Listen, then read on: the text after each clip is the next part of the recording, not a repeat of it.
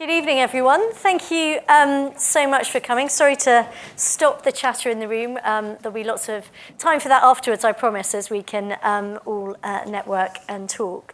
My job, just to start us off, is just to say, to welcome you all here and to say what a pleasure it is to be able to host you to mark the 10th anniversary of a blueprint for better business, something which I think all of us would agree is something worth celebrating. But more importantly, though, we're also here to celebrate the fantastic work of Charles as he steps down as CEO. And I know, Charles, you'll be horribly embarrassed, but what I want to do is just to thank you for all that you have done, not just for the companies you have worked with during your time as CEO, but also the impact that you have had on business in the UK as a whole, and on establishing a new and purposeful way of thinking about how we need to operate in the 21st century. And I don't think anyone in this room would underestimate the difficulty that is and the impact that you have had. I can say on behalf of NatWest, having worked with Blueprint for around 4 years now, you and your team have been a brilliant partner, offering incredible guidance and challenge, robust at times, which is perfect. And it's been really incredibly helpful to us as we set ourselves up and sought to deliver and define on our purpose. And I think I can probably speak for a lot of people in the room to say that you have been a meaningful impact and a long-lasting impact, not just on us individually as leaders, but business as a whole, helping define and shape strategy, which means we're thinking for the long term for all stakeholders and having an impact as business on society. I think this has really been brought even more into sharp relief during the pandemic. And it's really been a challenge to hold to purpose and actually how important purpose is to help guide our customers and our communities as we move forward. So on behalf of all of NatWest Group, a huge thank you to the whole of the Blueprint team and to you, Charles, personally. We're better leaders and we're a better organisation because of you. Thank you very much.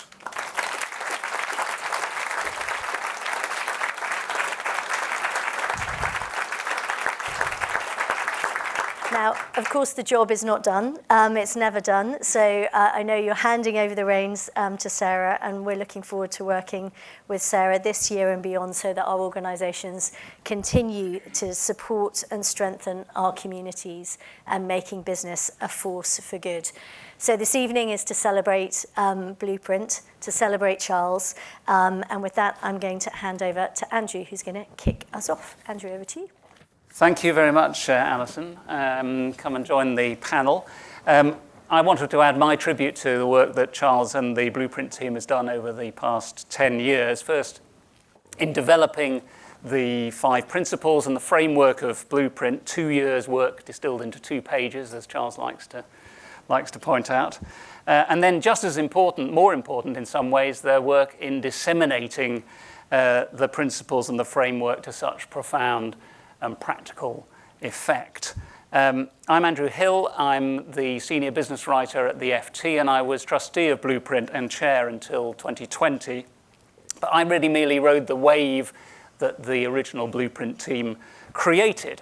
But it's important, I think, to think about what could happen to that wave over the next 10 years, which is the subject of our panel. Will it build again into a bigger wave as the tide of purpose advances, or will it recede, leaving business and society high and dry? And so I imagined 2 scenarios, one dystopian and one utopian, for the conference that we will hold here in 2032. First, the dystopia. So in this dark decade, purpose fails to shake the perception that it's somehow a soft alternative to profit-making. Woke-washing by companies that are only superficially committed to purpose-driven strategy launders all the colour and substance out of the work done by Blueprint and others. ESG investment strategies become so blurred that they lose meaning at all.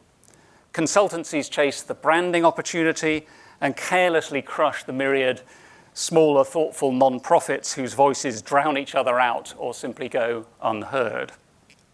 And as the good is sacrificed to the merely expedient, cynicism about purpose increases and overwhelms the impulse to make change happen. Pandemic, global warming, and war come to be seen as intractable problems against which virtue and values and purpose are ineffective. And business again grabs at the short-term pursuit of profit as the easy option, with staff as their mercenaries or their pawns.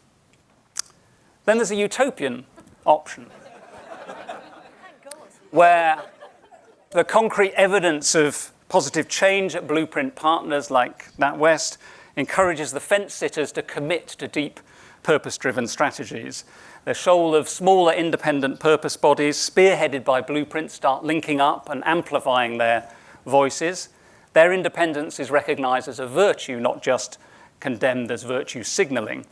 Companies reassert their original human center, companis, places where companions break bread with each other and prosper as a result.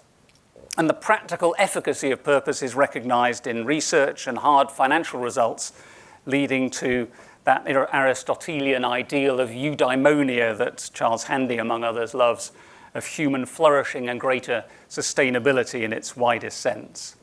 And purpose becomes a prerequisite to recruit and retain talented young people and knit them into productive working relationships. And as the evidence mounts, even journalists' cynicism begins to crumble. Okay. So I admit we're in the realm of fantasy when it comes to that. Some of you know that I wrote a book called Ruskin Land about John Ruskin's influence on our world in 2019, and he was often accused of utopianism. But he advised followers to cut the word utopian out of their dictionary altogether. Things are either possible or impossible. If the thing is impossible, you need not trouble yourselves about it, he wrote. If possible, try for it. And perhaps that could be Sarah's motto as she builds on the firm foundation laid by Charles. So let me throw the challenge of the next 10 years to our expert panel of thinkers and doers. I'll quickly introduce them. Alison, you've already met. We're also joined by Harvard's Rebecca Henderson, author of Reimagining Capitalism in a World on Fire, which, if anything, has become more timely since publication in 2020. Margaret Heffernan, author-entrepreneur, whose book, Uncharted, about how and how not to map the future was another highlight of 2020. And Nilesh Dosa, founder of the icanyoucantoo mentoring program for disadvantaged young people. So a team of thinkers and doers. And let me ask you, Alison, first, as you've laid the groundwork for the panel with your remarks, how are you looking ahead? What are you seeing in the next 10 years from the point of view of somebody sitting at the head of one of the country's largest companies? Yeah. Dystopia or utopia? Oh, I'm definitely in the half glass full camp. So I'm in the positive side. Look, I think the challenges that we are facing, that they may be different today than they were 5 years ago, but there are always changes. And I think the pace of change is accelerating. Customer behavior is accelerating, and no company deserves to exist. You know, you don't have a right to exist. So therefore, your right to exist has to be based on something longer term and that has meaning. And for me, running a large bank, it's about having relationships with customers whose needs are changing. It's about building teams who can cope with ambiguity rather than certainty. And as I look forward, I think grounding an organization in purpose, I think, is the one true certainty that you have. Because if you don't deserve to exist, then you have to create relationships and constantly reinvent so that you're providing something valuable and long-term. So when I look 10 years out, I don't know the answer. I don't know what technology will bring, other than I know it will bring incredible change.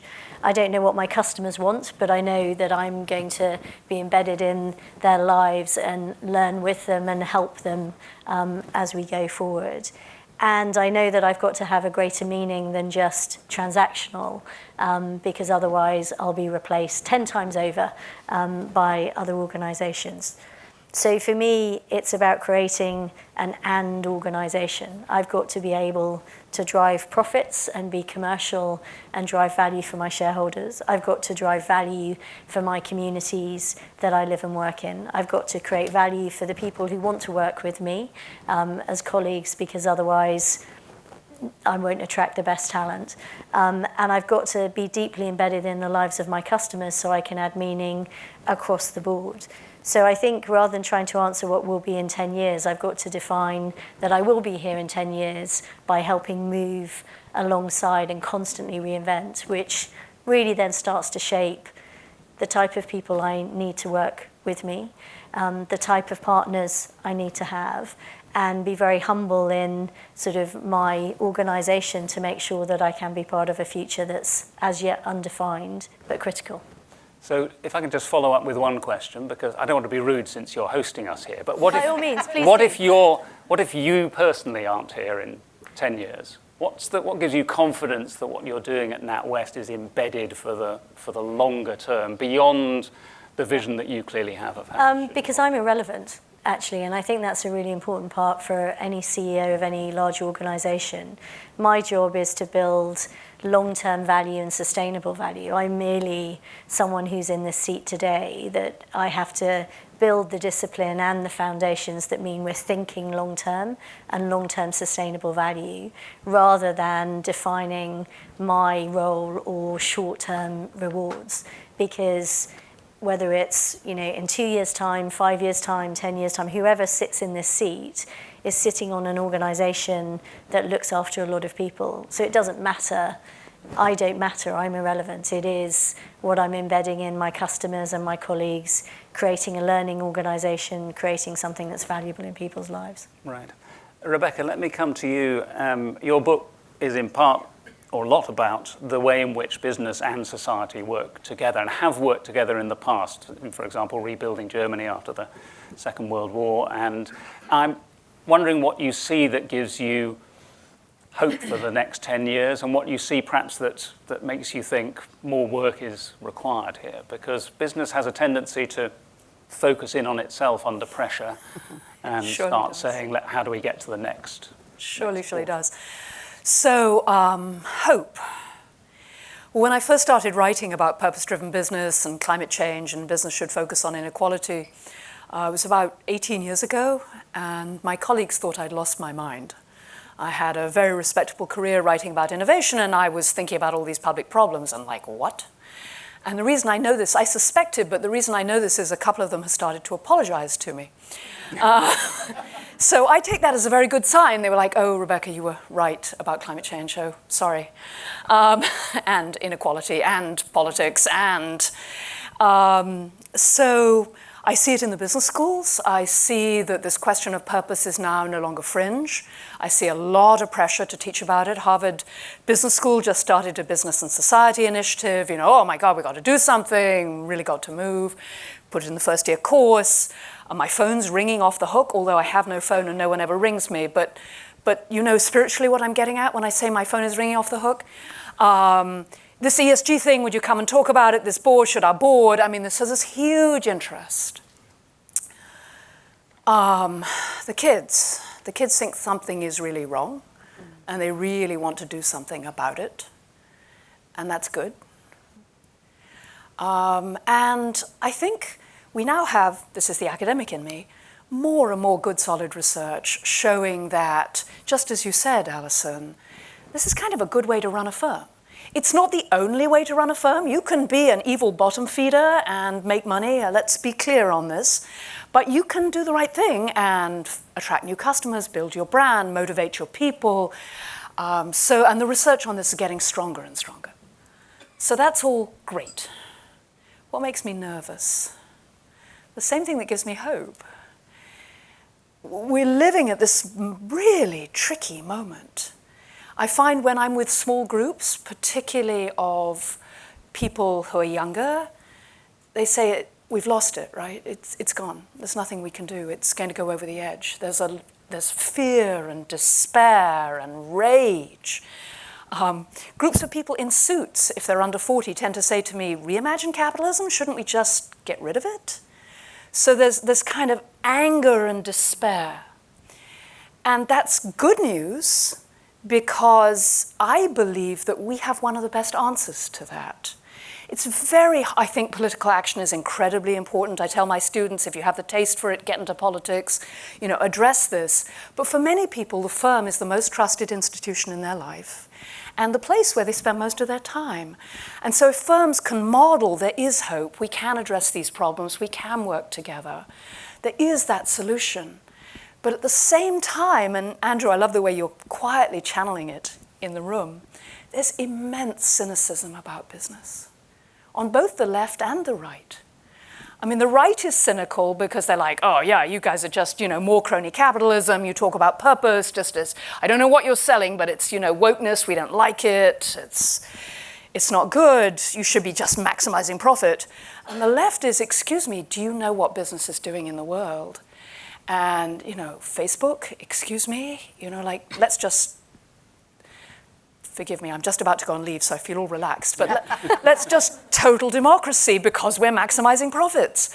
It's hard, and because people don't really know about what goes on inside firms, what they see is that the people who have the money have all the money, and it's harder and harder. Nilesh, I don't want to trespass on what you're going to say, but it's like 10% of the population is making out like bandits. They're having a good time. They think they deserve it. I personally deserve it, but it's tough. This is a tough moment. I say all the time in groups, in all kinds of mixed groups all over the world, business can save the world. And there's 10% of the people who are business and they see it and they get it and they're on fire, and everyone else is like, really? Really? So I have a recommendation. Am I allowed a recommendation? Go ahead. When I first started teaching this stuff in a course called Reimagining Capitalism, Business and the Big Problems, bunch of students, they've signed up for Reimagining Capitalism, they just don't believe it's possible. So I give them 28 cases. We have 28 sessions, like here's another one. Here's another one. Here's the CEO. She runs a multi-billion-dollar organization. Alison, could you get specific about what you're doing on the ground and really give examples of where you're, and you do it. And they go, oh, but it takes 28 sessions. And at the end, they're like, okay, I get this. So I just want us to be aware that I think, I hope I can include myself in this company, what we're doing is incredibly important and could be a huge source of hope and power in the world. But we have to be able to communicate it in ways that are credible. Because otherwise it just sounds like the latest PR campaign. Right. I'm both hopeful and aware. Thank you. I was going to come to Margaret next, but I think I'll come to Nilesh because you were referenced there and you've also been with the kids, as Rebecca says, and you've got a foot in both camps, activist and also in finance. Perhaps you could give us your perspective on where you think we're heading in the next 10 years from both sides of your career. And if you want to explain a little bit about icanyoucantoo, for those who don't know it. Yeah, thank you. So, look, I'm a banking and finance guy by background. I think I'm still allowed to call myself that. I essentially grew up as the son of migrants in council housing and did well at school, joined at the time it was one of the big five, and realized that there was an education that I just hadn't received. I walked in with a first and thought I was ready for this world. And it took 12 to 14 hours to realize that I wasn't. But I did what a lot of migrant first generations, and I actually see it in the community now, and I'll come to that in a moment. I told myself I should be grateful, I should be loyal, I should get my head down and make money and get out of council housing and all that sort of stuff, right? And I continued on that path for 15 years. And in sort of 2015, 2016, a few things happened. I'd become a dad by then. I was diagnosed with a rare degenerative condition. And number 3, a black boy. So I went back to my old secondary school in 2016 to deliver an assembly called "If I Can Do It, You Can Do It Too." And my message to the kids was very, very simple, right? Which was, I was in this hall 20 years ago, and I've done okay. So what is it that makes you think that you can't? And actually you can. And a black boy followed me out and said, "Nilesh, will you mentor me?" And I said to him, "Yeah, dude, of course I will. Go and enjoy the summer holiday and come and meet me in Canary Wharf after the summer." And he said, "Am I allowed?" And I said, "Well, why wouldn't you be?" You know, and he said, "Because I thought all black people in Canary Wharf were either security guards or cleaners." And I found that, so I cried, because I replaced Joshua with my daughter and thought to myself, man, if my kid said that to me, I'd do anything to change that for her. And Joshua's not my kid. And sorry to get spiritual, but he is someone's kid. And I just felt that I had to do something about it. And anyway, Joshua came to Canary Wharf in the September, and he brought a bunch of his mates with him and said, "Nilesh, you're kind of talented. If you're going to help me, why don't you help the rest of these guys as well?" And of course, a year later, 5 of them went off to university, and Joshua landed a place to become a chartered accountant at EY, and he qualifies in July this year. And that gave me a vision for what I wanted to do with my life. I went and met his mum, and I had this Nigerian lady crying, holding my hands, crying, "You've changed my son's life." And I kind of felt, actually, this moment's about to change my life. And yeah, if my wife was here, and I'm glad she's not, because this version of events is very different according to her. But, you know, jokes aside, in 2018, I decided that I didn't want to do banking anymore. And I wanted to work with youngsters because those youngsters were me, right? Their parents were my parents, you know, study hard, but not having a clue how the system works, etc., etc., etc. And so that was it. From the 1st of January 2018, I've kind of had this hybrid role of 1 foot in the corporate world and 1 foot in the grassroots, in the community. Some of the youngsters are here today. And to your point about business, I think I'm full of hope, actually. And that's not that spiritual blind hope. It's a hope based on genuinely good people across the ecosystem wanting to do things better, wanting to do things differently. And I'd be doing a huge disservice to jump on a bandwagon around corporates just want to make money. Yeah, of course, there are some that only want to make money, and that's fine. But there's a really fantastic bunch of people who we have the pleasure of working with day in, day out, who mentor, coach. You know, our youngsters, some have gone on to Eton, Oxford, Warwick, EY, KPMG, Linklaters, architecture, the whole shooting match.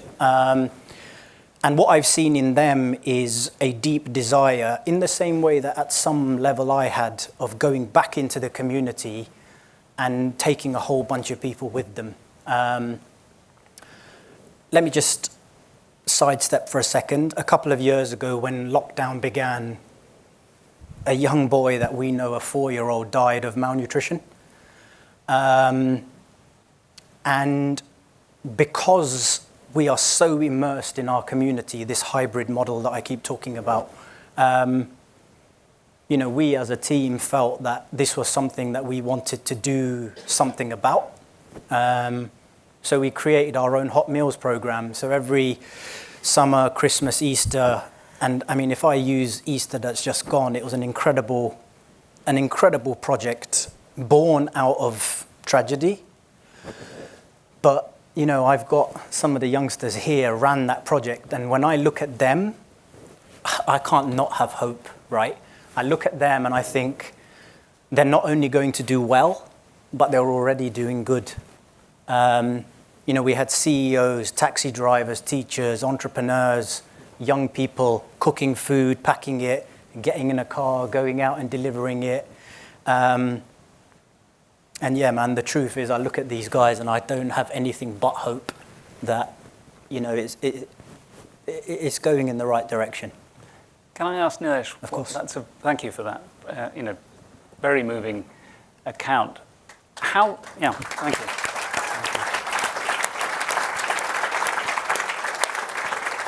How relevant and effective does this lofty discussion that we have about purpose seem compared with the reality of what you're doing? Is it going to make a difference, the discussion that goes on in the boardrooms of NatWest and EY and other places, to the people that you're trying to affect with your organization?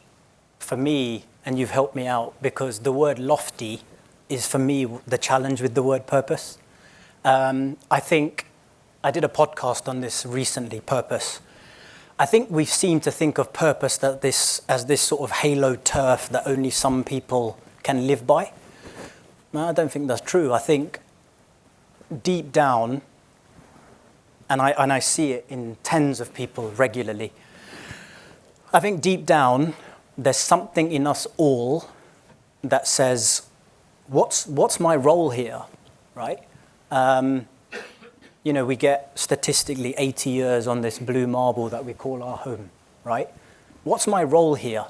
And what I always talk about is spend a little time thinking and then start acting. You know, that's what I did. I wanted to work with children. And we started, and, 5 years on, I said this to you a moment ago, I'm just a selfish guy because I just get to do what I love and what I believe in. And there are ultimately a board is made up of people. And so many people come to me, come to the team, approach us about how do I get involved? Where do I get to make a difference? And you got to start by starting, right? And you kind of put, and forgive me, you put one foot down and then you put the next one, and all of a sudden you're 6 years into a journey which is, for me, the most beautiful chapter of my life, Does that answer your question? Yes, thank you. We're going to come to questions from the audience in a short while, so do have your concise thoughts and questions ready. But Margaret, thanks for your patience.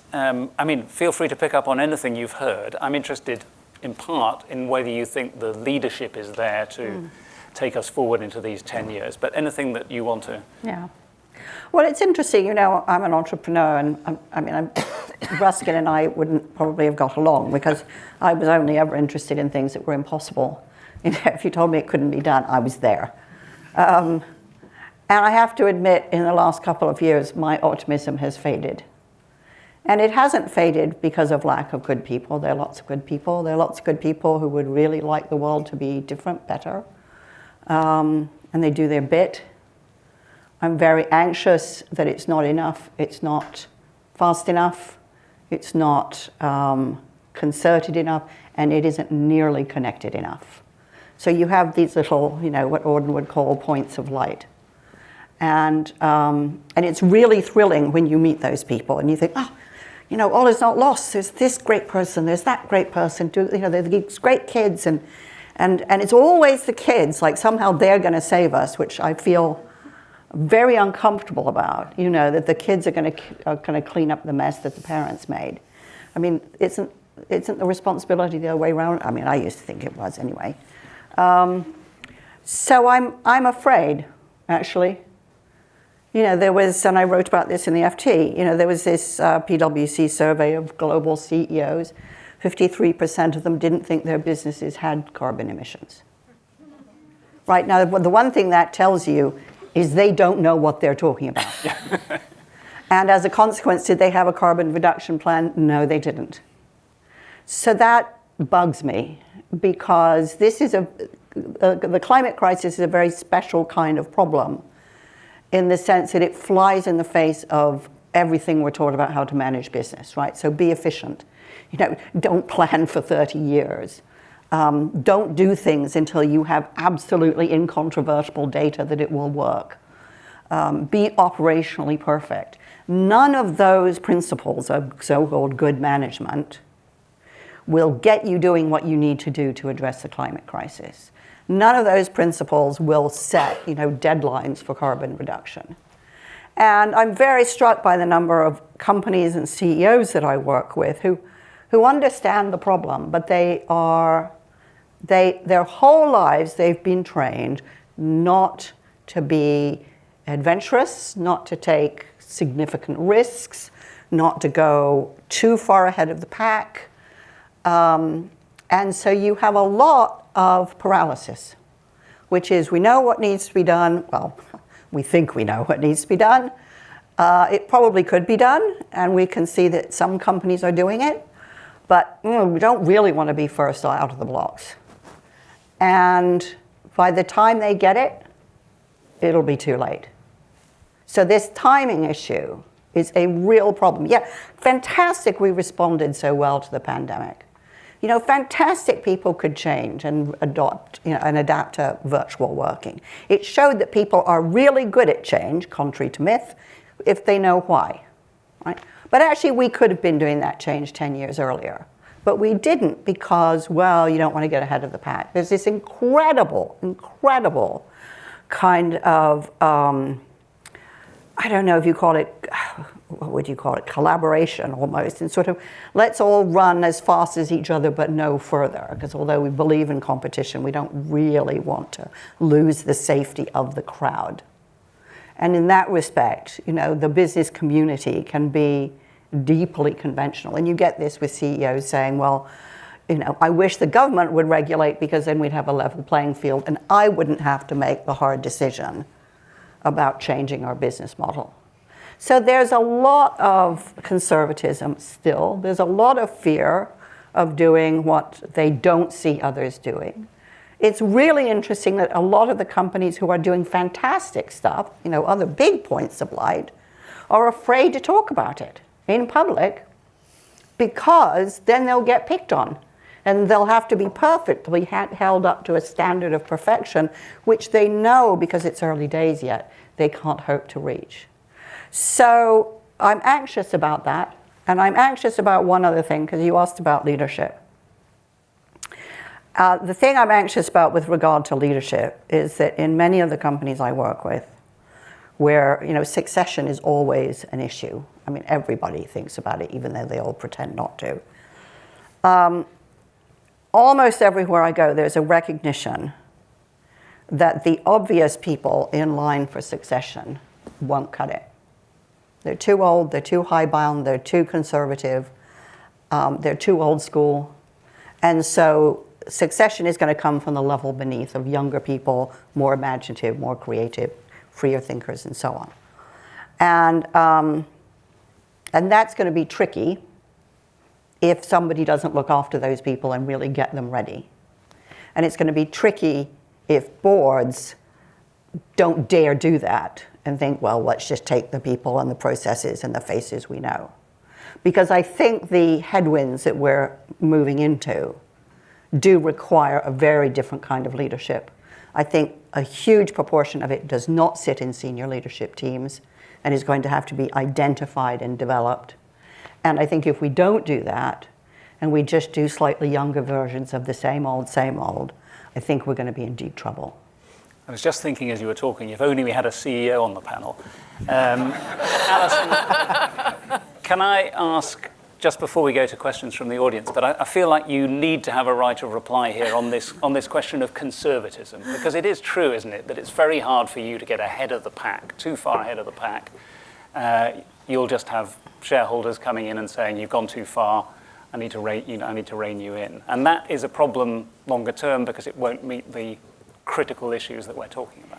Yeah, I think you have to have courageous leadership because you're never going to please everyone. So, and I think as a CEO, the reality is you have to have a very clear vision and a very clear view of what impact you want to have and take brave choices, because Thinking long-term doesn't appease shareholders or analysts who want short-term quarterly, hooked on the drug of quarterly analyst presentations and, what's the outcome this quarter. A long-term climate plan is not going to appease, the short-term analysts, and it's not going to appease the NGOs who want the extreme. And so this point around, being an and leader and being comfortable with ambiguity is a different skill. And I can happily tell you I have tortured at different points different members of my management team or people I've worked with who've said, but I need to know what the budget is in this year. What are you going to make this year? What is it going to be? What are you going to present to the analysts? And don't tell me about a 10-year commitment to halve emissions on climate, because you don't know how you're going to do it. So we'll get sued by everyone.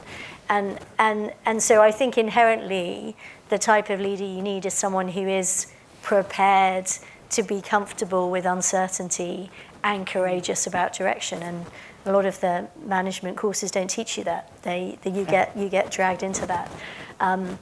But I don't think you have a choice. If you go back to, and let's talk very specifically about the climate emergency, if we all make short-term decisions then and don't confront the reality of what we're facing, then the next generation aren't going to have things to solve. They're going to have the depression and the fear that they feel today. So I think it's really important, and there aren't enough of us, and we're not all doing all the things right. But unless you start, and unless you're comfortable with ambiguity, we won't get anywhere. And back to my point of, if you don't want to be if you don't want to have uncomfortable decisions, if you don't want to make long-term decisions, don't take the CEO role, because you have no right to the seat. And you have no right to sit there and go, it's all about my reputation. You're a custodian of the people you work with. And I totally agree with you. Asking the next generation to solve the problem is exactly the wrong answer. We have to solve the problem to give the next generation a future. Right, thank you for that. Let's take some questions from the floor. Some hands up. Any? I just want to make sure that. So the gentleman in the second row here was first up. Thanks. You mentioned a number of key trends like climate change, biodiversity loss, inequality. Given those headwinds, how would we know if purpose and strategy sufficiently integrates those trends so that they're both relevant, resilient, but also demonstrating they're part of the solution, not part of the problem? Alison, do you want to take that first? So purpose is strategy. And I think that's the really important point. And if you take things like climate specifically, so to answer that, if you've, I would say poor application of purpose is when it becomes a marketing message and is superficial and isn't backed by concrete plans in strategy. So the way to test it is ask what a company's actually doing, ask what they're measuring, ask what their executives are paid on, ask what change they're driving and what commitments they're making over the next 3, 5, 10 years. But if you get a marketing message, then that's when you know it's not real. Purpose is strategy. And strategy is backed by execution and outcome, and it's got to be long-term commitment. So you can get to see that very quickly with some very simple answers and Margaret, you want questions. to come in on that? Yeah, I think going back to the PwC data, I think they showed that of 4,650 global CEOs, 13% had their compensation linked to climate goals. So that's a vanishingly small percentage. I think one way you know that it's real is by asking what companies aren't doing anymore. What have they stopped doing? What are they foregoing? What have they decided that whatever its allure, we're not going to do this anymore, we're going to do that? The other thing I think is really interesting is how many companies, and there aren't very many, but I'm really intrigued by them, are starting to treat carbon as almost equivalent to money in the sense that everything is being judged by its carbon cost. So if you look at companies, like Microsoft, you are deciding to spend a certain amount of money on people, but you're also spending money on, travel and furniture and chairs, and everything has a price tag, and it has a carbon price tag, and you have a budget. It's a fantastic way of educating people super fast about the consequences of their decisions. And the many, many, many companies that I work with that couldn't even begin to make choices on that basis, they could be educated in a quarter if they had to make carbon choices as much as they have to make money choices. And I think trying to weave this into practical everyday decisions that people understand is really fundamental, because, you know, I mean, I'm sure Alison knows this much better than I do. Purpose becomes a thing when it becomes about choices. Are we going to do this thing or that thing? Well, this may be harder, but it's better. We're going to go for that. So I think you have to look to some degree at what is it companies aren't doing, to see, are they really changing? Yes, I tend to ask consultancies and others with clients which clients they've given up to meet their purpose. I never get an answer. But well, I remember when I was writing a book about values and culture and all that jazz, finally getting so sick of hearing about this in abstract, I would just say, okay, so give me an example of where this cost you something. You know, and one of them told me about firing a customer whose behavior they thought was unacceptable. That's real. Yeah. That's real. Putting slogans and posters up, not so much. Yeah. There was another question at the front here, gentlemen two on the front row, in fact. Don't know who was first. But, yeah. Hi, thank you. Great conversation. Kind of feel like we're in a room of violent agreement, though. Mm-hmm. And I suppose I'll throw in a kind of question about the financial community and the kind of, cognitive dissonance we're seeing there between the ESG obsessive, as I work for a listed company, you know, we want your long-term climate plan, we want it fully costed, and then the same investor who's asked us for that saying, oh, 25% of the long-term incentive plan for your senior management about inclusion, diversity and climate change, we don't want you doing that. And I kind of feel like we're in a situation where I can't see that for public listed companies that the financial services sector is really helping the situation rather than just causing a shed load of noise and some degree of commercial exploitation of ESG as a business model to try and sell some other stuff versus actually how are we going to really drive it and change it. And I'm kind of curious about the panel's reflections on that. Is that just kind of birthing pains we're going through here, or actually is it rather symptomatic of part of the underlying problems of capitalism? Okay, do you want to just pass the mic two doors down, and we'll just take your question as well, Martin. A lot of sympathy with that one, but Mark Goyder, founder of Tomorrow's Company, would just like to congratulate Charles and Lachlan and all the team who've done so much to contribute to business as a force for good. I think it's a wonderful achievement. There was something said about government, which is, I think by Margaret, which was, you know, chief executives say, well, government could do more. I'd like to focus on what government could do more. I looked recently at the terms of reference of 3 of our regulators, the electricity regulator, the water regulator, and the Financial Conduct Authority. In none of their terms of reference is there any mention of focusing on the needs of the next generation. There's something government could do. But could I ask members of the panel, if you had a magic wand, what is the one thing that you'd like government to do to change? Okay, well, we'll come to the first question first. I think, Rebecca, you had some thoughts about ESG and whether it's a birthing pains or... I can answer the second question so quickly. Go ahead. Margaret's already given you the answer. We need a price for carbon. You know, every time I use carbon, I impose very significant health damage on living people and very significant damage on the next generation. I should be paying for it. And that's my wand. So, but to the first question, for many years I was on the board of Ceres, which is devoted to trying to mobilize investors against climate change. And the narrative goes something like this: climate change is a systemic risk to the entire economy, which you cannot really diversify away from, so that as a group you have an immense interest in really addressing this issue, period. Second thing, who's going to act on it, right? Because it's a collective action problem. So the struggle has been to find collective action ways of doing it. And I see two promising strategies. One is the asset managers. So I read Larry Fink's talk about purpose and so on as, no, you could destabilize the entire system. This is really bad.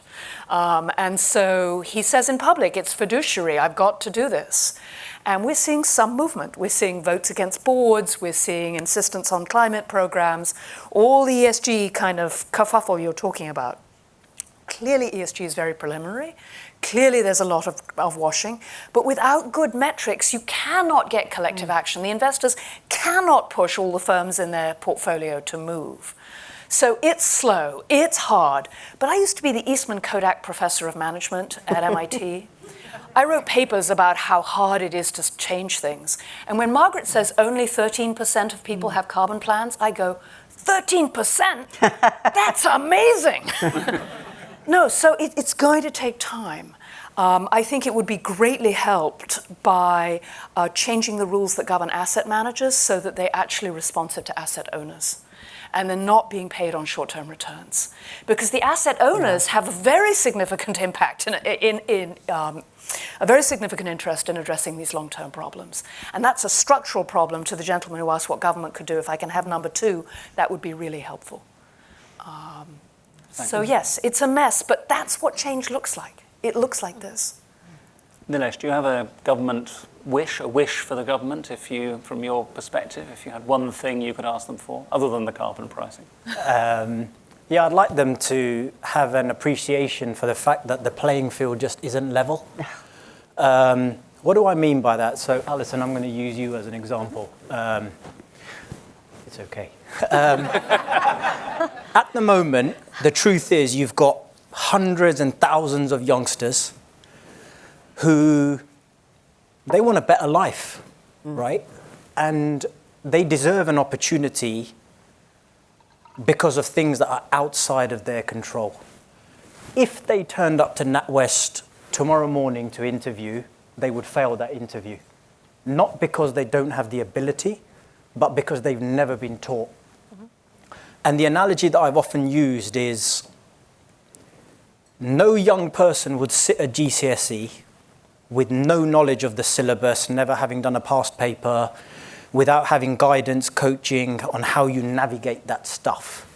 And yet, there's young people in this room right now who go to schools where they're not taught a single thing about, if you apply to NatWest, this is what you will be required to do.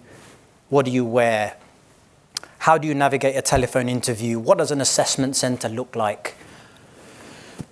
When you get taken out for dinner, how will you use your knives and forks? All that social capital stuff, they're not taught. And then what happens is they apply twice, they fail, and then they tell themselves, yeah, of course, look, people told me not to have ambition and even bother applying, but the reality is that they were set up to fail. So I would love for the government to come and hang out in Barking and Dagenham and Hackney and whatever, and really look at the fact that there's no career service for them. And what they do is they get these fantastic grades and never break the cycle and tell themselves, yeah, I should have piped down and kept at my level. Thanks. Can I add something to that? Yes, because I totally agree with you, but I also think, I don't think it's just for government. I think business has a responsibility to do that. I think your point, Margaret, around we just need to move faster and do more. So, we have at NatWest taken all the training we put all our employees through, because we're a big organisation and we can train our people really well, and we've packaged it up and we're putting it in schools. So we can say, here is what a career would look like, here are the skills you need, here are the softer skills that isn't on your curriculum. Here's the apprentice programme that we'll come into and help. I think business has a role to play in the same way. I definitely want government to have a carbon price and do more. But we all have to be proactive, and rather than sit and wait for one person to solve the problem, business can solve the problem as well. That's part of our contribution. And I think that's where you can reach in and have a more meaningful impact. Is carbon price your government wish? Well, I have lots of wishes, but I think on climate you do have to have a carbon price, because it's you have a huge gap between, we've got all, the argument of the capital outlay for new renewable energy and the cost of transition. You're not measuring things on a level playing field because everything is already, cheap because it's got carbon in it at the moment. So a carbon price is a tool to enable us to do that. But I do think what's really important is we can't sit and wait for all these pieces to come into place. You've got to start. The transition will be messy and ugly and difficult, and we won't get it right, but you've got to start, and you've got to set an ambition, and you've got to get going in order to make change. Right. Yeah. Margaret? Just two quick things. I think my most recent book ends with the sentence, "It doesn't matter where you start, only that you do." So I'm detecting a common theme. Yeah, and I think we're in a place where the perfect is the enemy of the good. You can't wait till you have all the data and all the guarantees and all the reassurances. In response to what would you like government to do? I would like the government to introduce a Future Generations Act.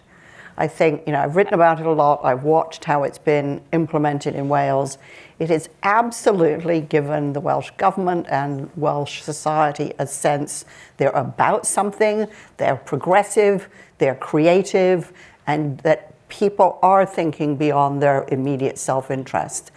And I think it's just beyond belief that currently in our parliament it doesn't have a chance. We're out of time, unfortunately, so I know I'm leaving at least one question unanswered from the back there. Sorry about that, but I don't want to hold up the evening's events. I want to thank the panel for their contributions. I was struck, I think, optimism and pessimism seem pretty finely balanced. We're in a kind of delicate situation, but Margaret's first thought about not being fast enough, concerted enough, or connected enough sticks with me as something to take forward into the next 10 years, and we'll bring you all back in 10 years to see who was right about the dystopian or the utopian outlook. So I'm going to hand over to my successor as chair, Sue Gillard, but before that, please thank the panel for their...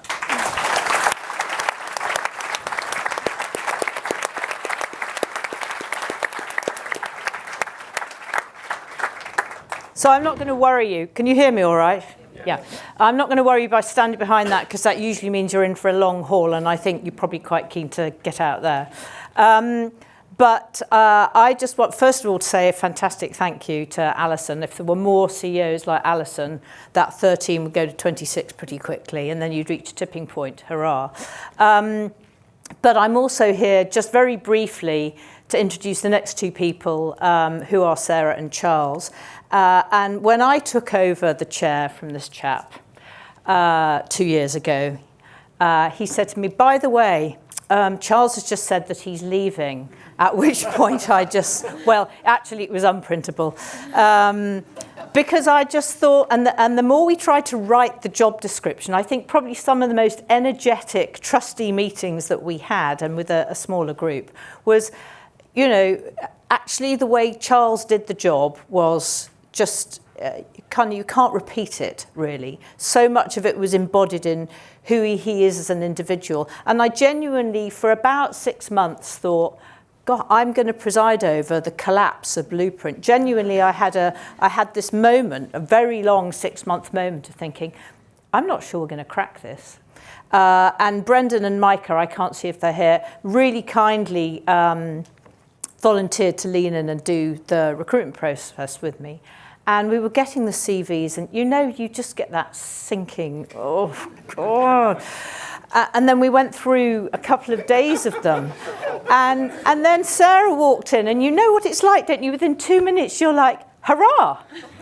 And so having gone through, real soul searching collectively and individually, mainly I want to, Charles will speak for himself in a moment, but I just wanted you all to meet Sarah, who in a very different way, I think already embodies Blueprint. And I know already will be a brilliant CEO. And I would call on any and all of you who want to help, genuinely help, to lean in, particularly for her first year. But I'm looking forward to being here in my bath chair when I'm really ancient in 10 years' time. and looking at the next 10 years' progress, which I think it's never been more needed, and you'll be fantastic. So over to you, Sarah.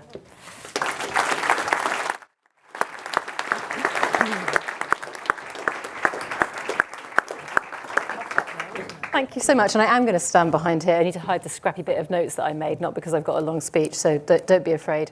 Thank you so much, Sue, for that introduction. And I'm delighted that in the land of the blind. But no, I was so pleased to have the conversation with you initially and the trustees. And Blueprint is just such an incredible organisation, and I'm delighted to be joining today. Thank you, Alison, for hosting this event. This is my first day in the office, and what a welcome. I couldn't have wished for a better day one, so thank you so much. And also thank you, Andrew, for facilitating that fantastic panel. Huge amounts of food for thought. I think my overriding impression is the scale of the challenge, but also the scale of the opportunity, and also how well positioned Blueprint is to continue to convene the conversations, initiate action, and hopefully initiate action at the scale and pace and collaboration and connection that's needed, that we heard about so clearly there. So thank you to Charles, most specifically, for starting 10 years ago and continuing to start and really spearheading the movement, and the sort of gathering that we see here today is really testament to that. I think he's done an extraordinary job, and I'm honoured to inherit the organisation that he has birthed. And I would also like to thank him for the generous induction that he's given me. I feel very well supported and well prepared to begin on day 2 tomorrow. So that's it. Looking forward to working with the team and the trustees, and hopefully to working with many of you in the room. There's a lot to do, as we've just heard. There is some time for thinking, but mostly time for action. And I will end with Andrew's quote: if it's possible, we will try for it. So thank you very much. And over to Charles for your speech. Thank you.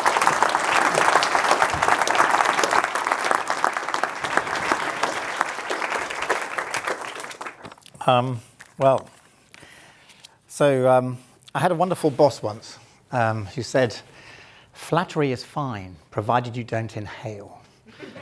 So I'm just breathing deeply at the moment. So I only realised how much Blueprint mattered to me when the CEO replacement process really got underway, and that it was kind of important that the person I was handing over to was good and was going to had the same approach to what we're trying to achieve as I've tried to have. And so it's actually wonderful. And I've got to know Sarah. We spoke once last year in your previous incarnation at John Lewis, but over the last 3 months, we've had quite a lot of conversations. And I really know, having met you now a lot, that Blueprint's in brilliant hands.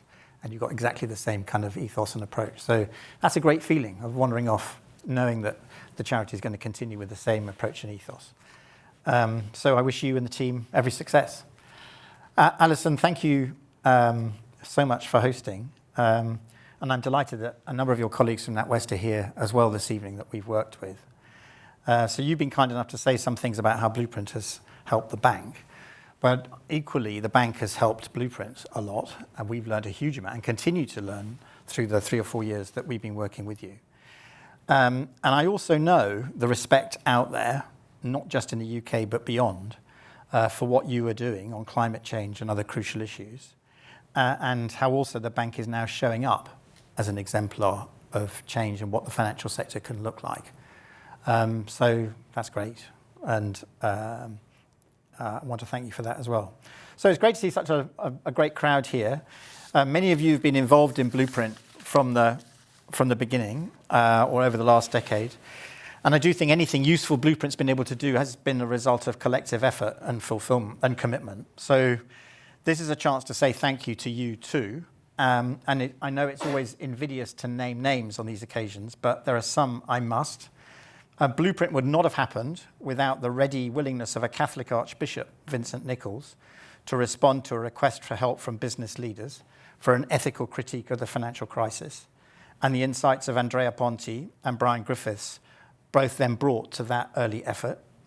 It would not have developed without the clarity of vision of Lachlan Hickey, who's been my kind of partner in crime really from the beginning in setting Blueprint up, without the intellectual clarity and insight of Helen Alford and Catherine Cowley, and the visionary leadership provided by Sue and Lachlan, who co-chaired the steering group that established the charity. And the early championing of the initiative by Sue's then boss, Paul Polman at Unilever, was absolutely invaluable, as was the willingness of Mike Rake, who I think is here this evening, to become the first chair of our advisory council and to introduce Blueprint to a number of FTSE chairs. So we've had a fantastic group of trustees, first chaired by Lachlan, then Barbara Stocking and Andrew before Sue took over. And Rebecca, who's here this evening, was also on the steering group and generously collaborated with us to organise an academic conference in 2016, which enriched and deepened the broader interdisciplinary academic foundations of this work. And the points you were just making about the evidence is beginning to gather, I think you were really, really helpful in giving people confidence that what we were talking about may have just been on 2 pieces of paper, but there was a bit of thinking below the surface. And finally, the 2 other groups who are here tonight that I want to just mention. One is a small group of people, individuals and charitable foundations, who very generously funded an untried venture, which would never otherwise have got going, often over a good number of years, and allowed their pockets to be picked. And finally, I've been lucky enough to have a fantastic group of colleagues. Sula Kyriakou, our CEO, who's basically run Blueprint from the start. Dee, Amelia, Lucy, and now Sophie's just started. And former colleagues, Jeanette, Vicky, and others who are here too this evening. So thank you all for everything you've done to help Blueprint establish itself with a strong foundation. So before I wander off and let you go back to your drinks, but wander off in the morning to go on a camper van with my wife and the dog, which is exactly what we're doing in the morning, I want a couple of things I want to say. So first of all, and Sarah, I know, shares this view, I believe that Blueprint's distinctive emphasis on respect for human dignity needs to take centre stage in coming years. Lots of people are now talking about purpose, which is great. Lots of progress is being made in aligning purpose and strategy, bringing focus to social and environmental outcomes, but far fewer are talking about human dignity. But as you know, the harder part of becoming a purpose-led business is a mindset change about people. It's a mindset change about business as a set of relationships, internally and externally, founded on respect for the dignity of people. And of course, that's manifested in how people behave, the quality of dialogue and listening, and how they participate. So I was delighted, Alison, to see the other day you championing an initiative about kindness at work. I just saw that on LinkedIn. I mean, why should we think that kindness and care for others are in some way antithetical to business life and professionalism? It's nuts. Respect for the dignity of people is a foundation of creating a healthy human system. And achieving a just transition at the higher system level also crucially depends on people feeling that their dignity is respected. So I think respect for human dignity, to my mind, which is a key foundation of Blueprint, is going to be super important. And the second thing I would say is that we have to stay determined. Now, I had a lovely conversation with David Blood, who a number of you may know, who runs Generation Asset Management last week. And he said to me, hope, Charles, is not a strategy, but determination is. And now when we started in 2012, one eminent bank chairman I talked to, not the chair of this bank, he said, Charles, I'll give you 18 months. The window's open, everybody will be interested in this, and then the window will close. The market will go back, so make the most of it. And in a way, you could have been discouraged by that thought. I mean, he was wrong. But especially as a lot of the time we weren't quite sure what we were trying to do. And now, as we've just been reflecting on, in Andrew's dystopian painting, Ukraine, an energy fast emerging food crisis, political polarization, massive social inequality. There are many reasons to fear we are retreating now from the trust transition the world so urgently needs, and there isn't much time. So the conclusion is, and it is up for grabs, for more than ever, we need companies that are genuinely a force for good in the world, willing and able to use their agency. So in the face of those challenges and where we are now, what sustains determination to see this happen? And I was just thinking, well, I would say 2 things. For me, one is belief and example. So it's belief. If you really believe that the thinking and approach is well-grounded and goes with the grain of human nature at its best, I think over time something comes good. Not because of what you've done, but because of the deep inner coherence which connects with the yearning and aspirations of so many people for a better world. So it's not imposing anything, but it's releasing something that's latent in people and in organizations, which is the core of our thinking anyway. But there's a belief. And then the second thing, and Margaret said this before, she didn't use the phrase tonight, but she used it powerfully the other day at a CEO dinner, is social contagion. So people will change when they see their peers acting differently. And that's why the example that you, Alison, and NatWest are giving is so important, and that we urgently need more businesses and business leaders taking practical steps and then being willing to talk about the steps that they're taking and why they're doing what they're doing differently. And it's a reminder that everything Blueprint stands for, depends on the collective commitment and work of all of us. It doesn't happen otherwise. So that's my kind of thought, really. So a number of people have said, what you're doing next. I'm going to become a trustee of the charity, and I look forward to continuing to support its work. I'm going to be doing some as yet undefined consulting work without getting in Blueprint's hair. I've been asked to be the program director of an executive education program with the economics of mutuality at Side Business School in Oxford, which I'm going to do starting next October, and I'll do that, hopefully, for a little while. That sounds really fun. And I'm going travelling with my wife, Fiona, and I'm going to play the piano.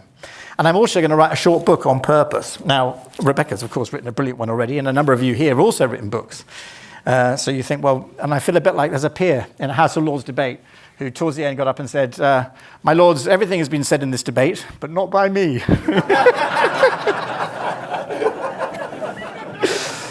So, you haven't heard the last of me yet. Thank you.